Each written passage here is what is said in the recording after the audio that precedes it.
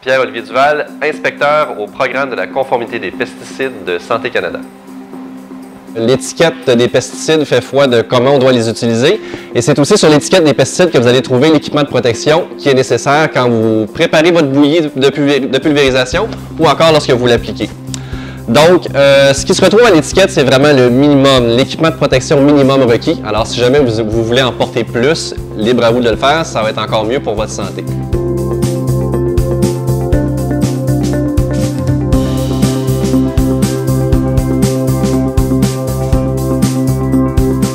Ce qu'on retrouve comme équipement de protection, en fait, c'est pour protéger les 4 principales voies d'entrée des pesticides dans le corps. La principale voie étant la peau, vos mains étant votre outil principal. Donc, au niveau de la peau, ce qu'on retrouve comme équipement de protection principalement, ça va partir des vêtements longs de base. Donc, un vêtement en coton, ça peut constituer un équipement de protection, mais dépendamment de la toxicité ou de la dangerosité du pesticide, ça peut aller aussi jusqu'à des vêtements imperméables, des vêtements jetables de style Tyvek. On peut avoir aussi des tabliers résistants aux produits chimiques qui peuvent être nécessaires quand on prépare notre bouillie de pulvérisation. Bien sûr, les gants et les bottes sont nécessaires. Matériaux à proscrire pour les gants et les bottes, tout ce qui est en cuir, on jette ça à la poubelle, ce sont des éponges à pesticides. Donc on va avoir des gants qui sont dans un matériau adéquat, par exemple le nitrile, qui est un matériau qui résiste très bien aux pesticides. Des bottes résistantes aux produits chimiques qui montent assez haut aussi pour bien pouvoir protéger nos pieds. Donc très important. La deuxième voie d'entrée importante au niveau des pesticides dans le corps, c'est la voie respiratoire. Donc, pour se protéger des voies respiratoires, ça nous prend un masque adéquat pour les pesticides. Les masques à poussière, bien sûr, on oublie ça, c'est à proscrire, ça ne fait pas le travail.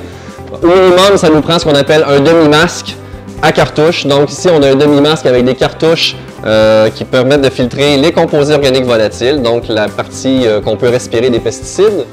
C'est important d'avoir un masque qui est bien ajusté à notre visage. Le demi-masque, c'est la version de base. Il existe aussi des masques qui couvrent le visage au complet. Il y a aussi des masques de type casque avec ventilation assistée. Donc, encore là, dépendamment du pesticide que vous allez utiliser, c'est important de choisir le masque qui est approprié. Important d'avoir un masque ajusté aussi, les messieurs, pour vous, messieurs, c'est important de se raser avant de porter notre masque. Si on a de la barbe, ça annule totalement l'efficacité de notre masque. La prochaine voie d'entrée à protéger, ce sont les yeux, les oreilles. Donc, au niveau des yeux, ce qu'on va avoir, en fait, c'est une protection oculaire. Les lunettes de soleil, les lunettes de protection de la vue ne sont pas efficaces. Ça nous prend vraiment une lunette qui protège la vision par tous les côtés. Donc, on peut avoir une visière comme ça ici qui peut faire l'affaire. Sinon, des lunettes de protection vraiment de travail, c'est ce qu'il nous faut pour protéger les yeux.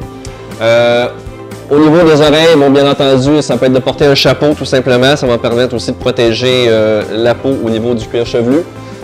Mais bon, c'est les principaux équipements de protection qu'on a besoin à ce niveau-ci. La dernière voie d'entrée pour les pesticides dans le corps, c'est le système digestif. Au niveau du système digestif, il n'y a pas de recette miracle. Ce qu'il faut faire, c'est des bonnes pratiques d'hygiène. C'est tout simplement de se laver les mains à tout moment lorsqu'on a manipulé des pesticides. Ce qui est bien important à faire attention aussi avec l'équipement de protection, c'est de l'entretenir correctement. Les équipements jetables, on n'essaye pas de s'en servir, on les jette aux poubelles, on les remplace. Et ce qui est important aussi, c'est de ne pas contaminer le reste de son environnement. Donc, lorsque vous avez fait votre bouillie de pulvérisation, que vous êtes prêt à aller faire votre arrosage, avant d'embarquer dans la cabine de tracteur, s'il vous plaît, enlevez les équipements de protection que vous aviez, mettez des vêtements neufs et propres pour éviter de contaminer votre cabine.